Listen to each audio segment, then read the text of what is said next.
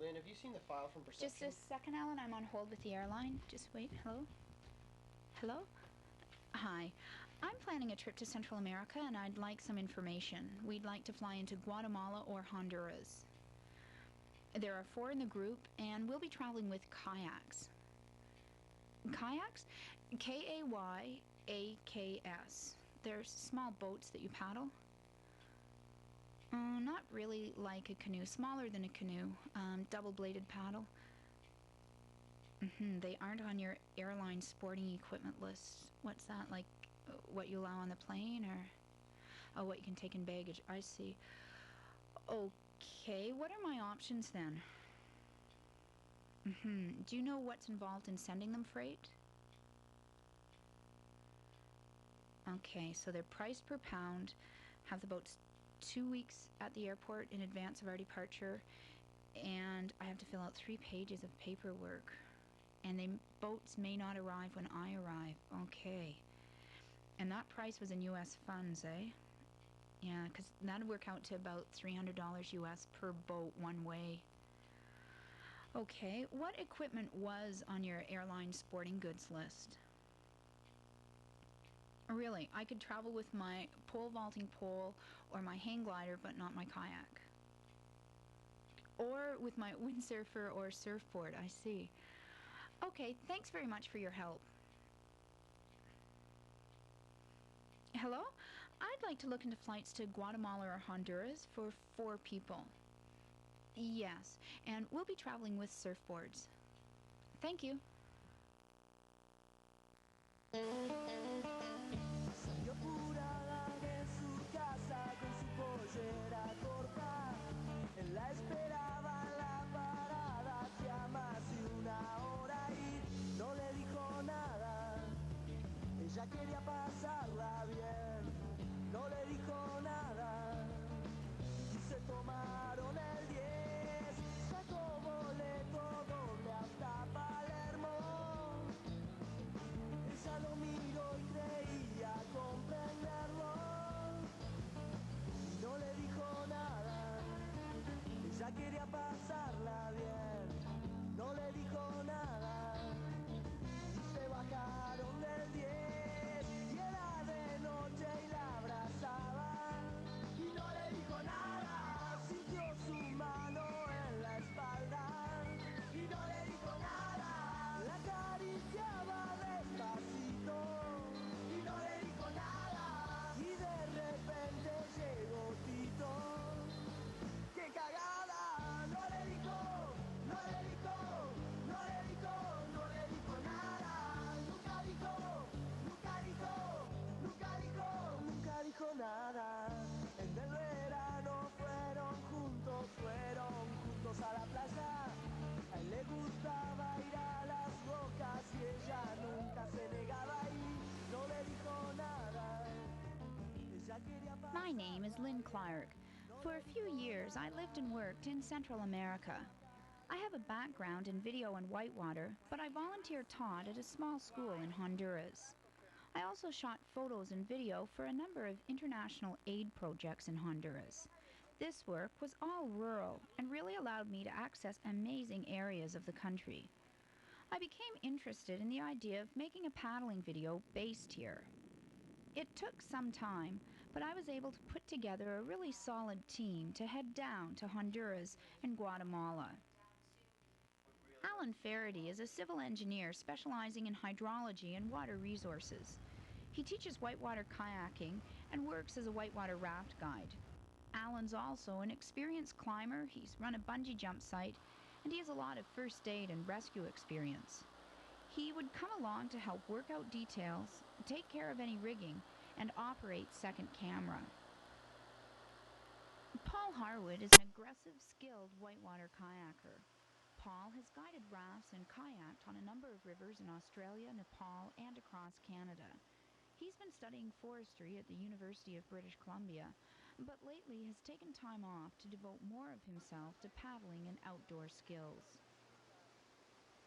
Ken Whiting is the other main kayaker for this trip. Ken is a smooth, confident paddler, an extremely talented playboater, surfing hydraulics, doing tricks on the water, what are called rodeo moves.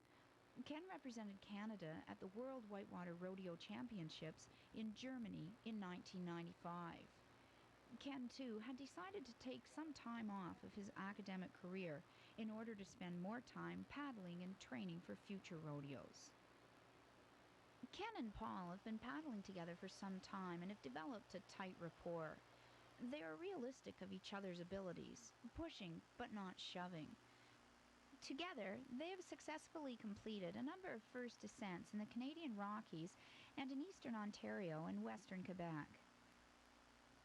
Ken, Paul, Alan, and I had worked together on the Ottawa River in eastern Ontario a few years back. We spent the fall of 1995 perfecting our signals and system, preparing for the video production in Central America. We were all looking forward to lengthening the paddling season. Paddling in Canada in the winter has certain limitations. This is 1 week before our departure, Hogsback Falls on the Rideau River in downtown Ottawa. Temperature again, Paul? The news said it's about -11. Jay's probably warming up. It's probably a balmy -7 now. So yeah, it's pretty good. I mean, this is Canada.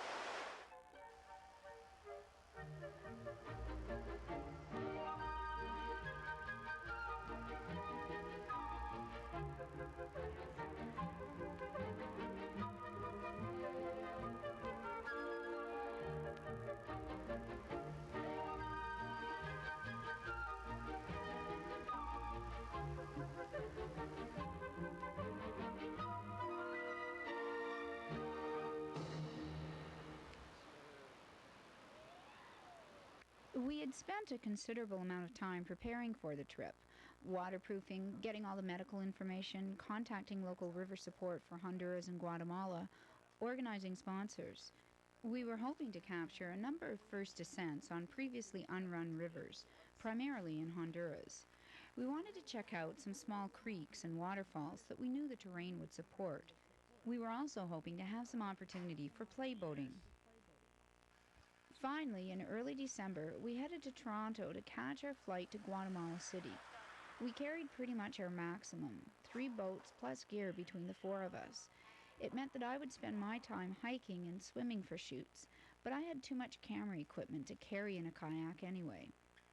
We chose our boats carefully, 2 perception overflows, short boats designed for going down steep rocky creeks and over waterfalls, and 1 perception supersport, a short edgy playboat designed for surfing waves and playing in hydraulics. We carried our paddles and gear in an alpine ski bag. It was a relief to hand the boats' surfboards over to the airlines, and a greater relief to see them arrive safely in Guatemala. Besides the boats, we took our own personal gear, 2 video cameras, 3 still cameras, communication radios, a whack of specialized first aid supplies, and pre-packaged energy bars, safe, waterproof, reliable food. We had a bit of time before our Guatemalan river trip, so we located in a small town outside of Guatemala City. Of the group, I was the only one that spoke Spanish, so it was Spanish lessons for the lot, and then some time getting familiar with Central American culture. Guatemala is the country between Mexico and Honduras. It has about 10 million inhabitants, about half of whom are direct descendants of the Mayans. Therefore, the traditional Mayan culture is felt strongest here. Guatemala is called the country of eternal spring, with mostly a moderate, warm climate. When Lynn first proposed this trip to Central America, my initial thoughts were just of all the locations I've ever thought of going to, I've never really put much time or consideration into coming to Central America. So, and I was really keen about how it wasn't Costa Rica, nothing against Costa Rica, but how, you know, it had a little bit different of a twist, Guatemala and Honduras, which I haven't really heard much about paddling down here. It's pretty much 3 main things I noticed and really liked about Guatemala from the very beginning. First, the people, really, really friendly. Second was blue sky, always blue sky it seems like. The third big thing was the colors here.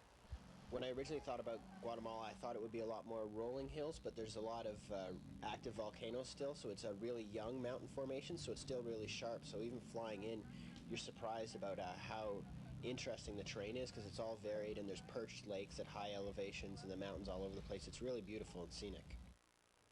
We had made arrangements to paddle the Cahabon River in the northeastern area of Guatemala with transport and raft support from My Expeditions, a rafting company based in Guatemala City. The trip from Guatemala City to our put-in was quite stunning. Interesting landscape and extraordinary roads. The final 50 kilometers of this trip took 3 hours. The Cahabon River is a large volume river. Recently, the Guatemalan government had decided to erect a hydroelectric dam on the river, a constant cancer to rivers everywhere. Fortunately, the government discovered that the proposed dam site was on a fault line, and the project was aborted. The section we were running was about 50 kilometers in total length. We would do it in 3 well-paced days, with time for play boating and exploring along the riverbanks. It's a great starting river. Nothing too intense, but lots of play spots to get yourself back into paddling mode. And around the river, it's beautiful. The rainforest is really lush, really dense. Got wicked hills, cornfields and cane fields built on really steep slopes, huts in the middle of these really steep hillsides. I have no idea how they walk up and down to get water every day. People on the riverbank, you know, I think we might as well be green and have antennas sticking out of our head. That's about what we look to them. But it's good. Most of them are quite friendly. You know, you wave, they wave back. That's good to see because we are a little extravagant compared to them, but it's good. It adds a nice human variety to the beautiful landscape.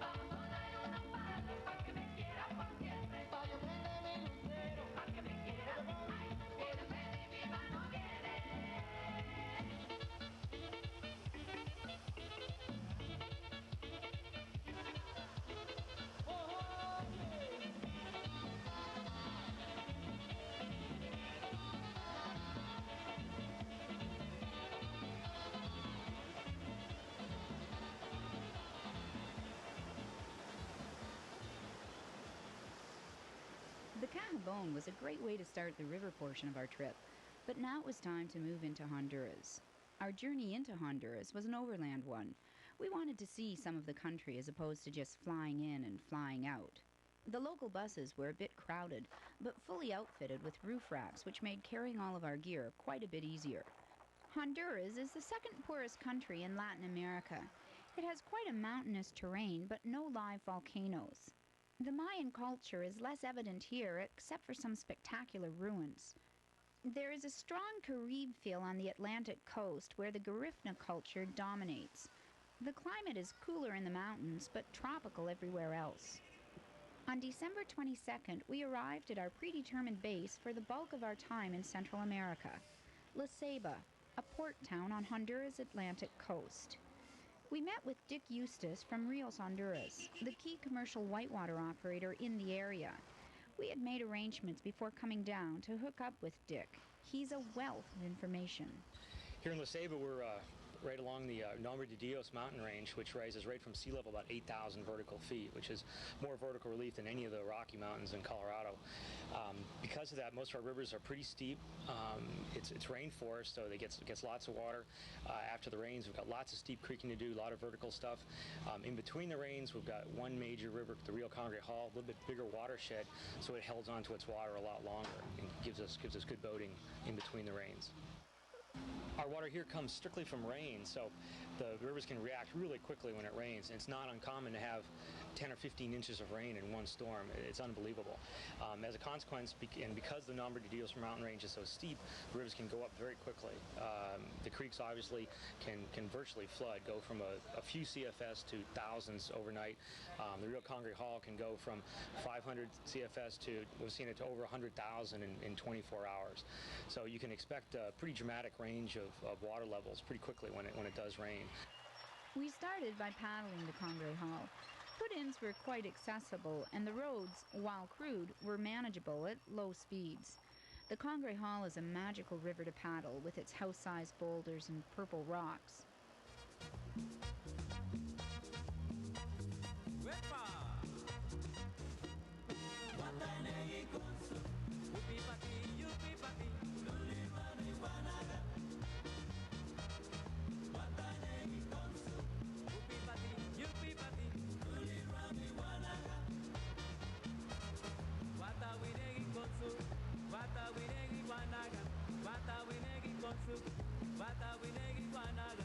Si tú quieres bailar, sopa de caracol.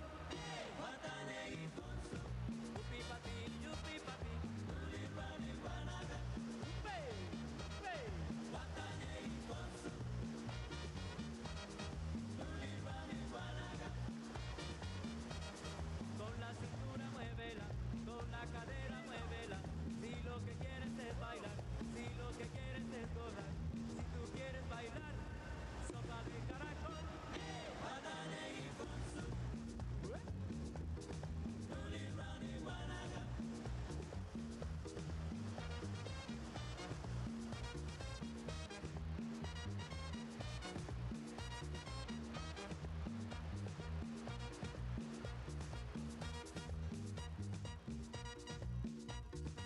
Rivers seem to be so much more an integral part of life here. They're communities almost unto themselves.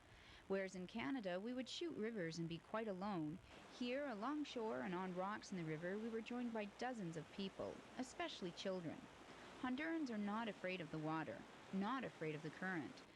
This is the Popolateca River with Kent Forte, an American who's been living and paddling in Honduras for several years.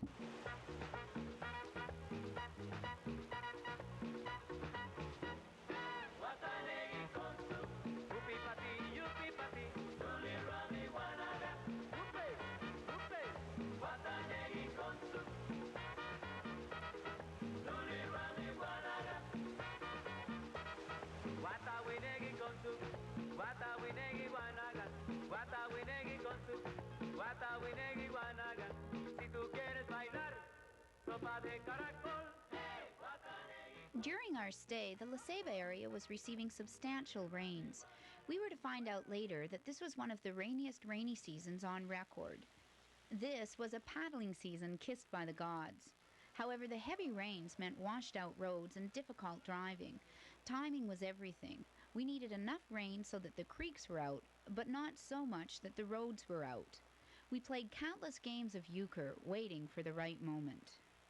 When roads were passable, Dick lent us a spare Rios Honduras truck and we would head out. Our days were spent driving parallel to the hills and looking upstream as we crossed over bridges. The color of the water, depth, and current at this point gave us an indication of volume, and the terrain in the back gave us an indication of incline. We would hike along the shoreline, following the creek upstream to determine what was there. Ken and Paul would evaluate the rapids, looking for a potential line to paddle. Alan and I would check out shooting locations and set up communication.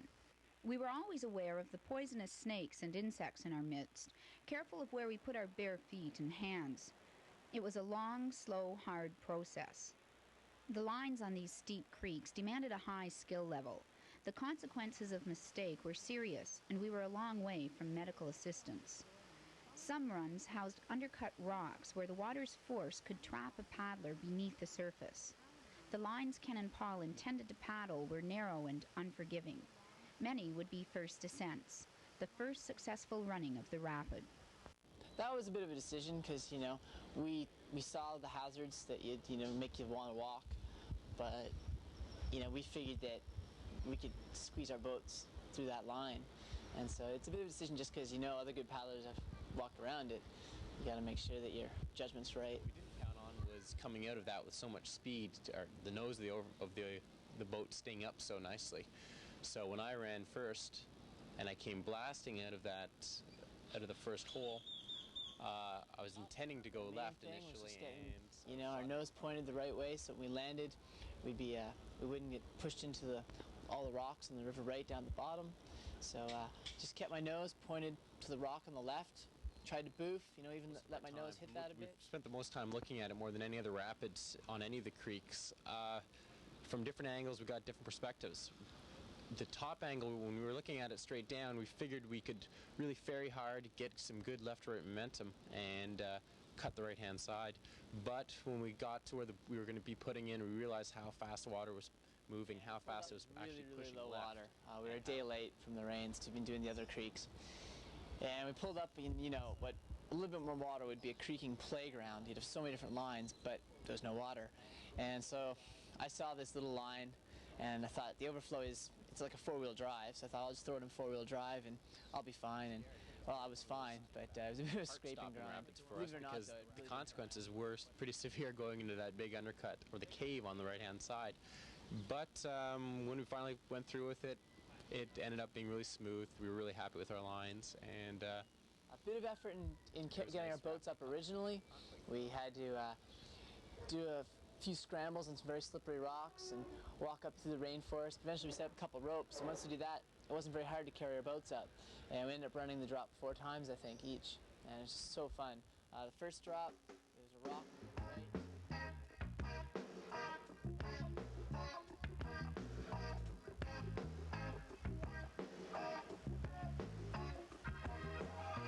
Siempre la veo, cuando levanto la persiana la veo tan simple, media dormida y despeinada, el sol la llena de caricias y ella responde con sonrisas, sale apurada, espera inquieta el ascensor siempre atrasada. No es culpa del despertador, después la veo al mediodía, cruzando sola la avenida. No es una intelectual, no tiene nada especial, pero a mí me vuelve loco. No encuentro explicación, no sé cuál es la razón y me desarmo de a poco.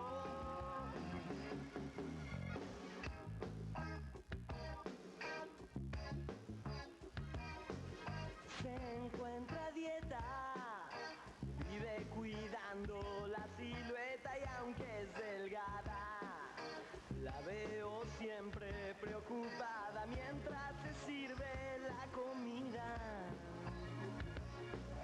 Ve sus novelas preferidas. Duerme la siesta y toma sol en su balcón. Lleva las fiestas. Ese ajustado pantalón, a ella le gusta andar con tacos y caminar como los patos. Yeah.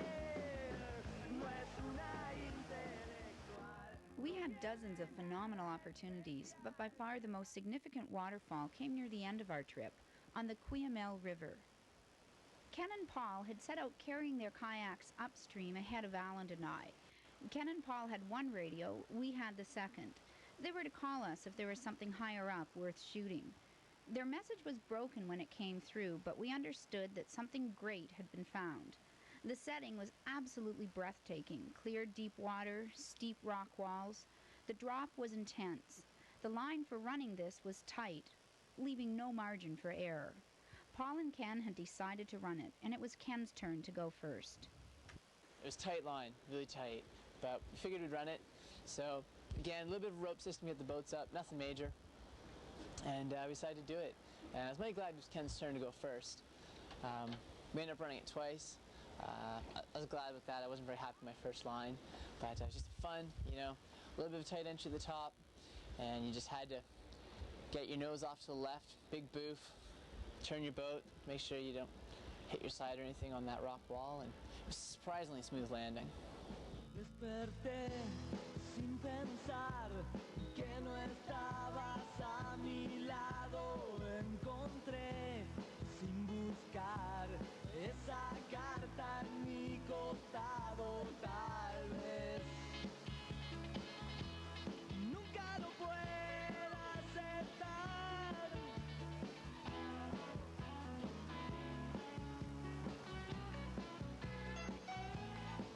Hoy sé que no estás, me siento descolocado al pensar que te vas.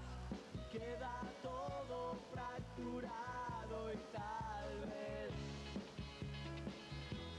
nunca lo pueda aceptar. It's tough to sum up why we do this. Running the drops, lugging the gear around, and documenting things. The simple reason is because it's what we love to do. We're tied to water and rocks and gravity. And now, as I finish the production, Ken is paddling in Japan, Paul's paddling in the Yukon, and Alan's paddling and taking an advanced wilderness first aid course in Banff. And me? I've been on the rivers around here, shooting and thinking, and planning the next journey.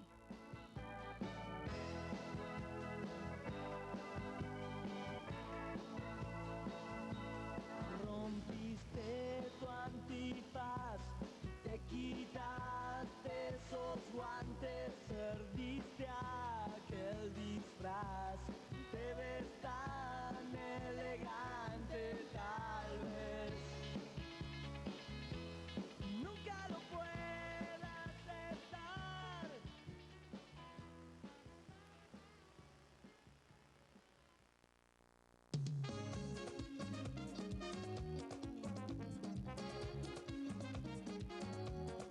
Oye, me dio una fiebre el otro día por causa de tu amor cristiana, que fui a parar a enfermería sin yo tener seguro de cama, y me inyectaron suero de colores, y me sacaron la radiografía y me diagnosticaron mal de amores al ver mi corazón como latía.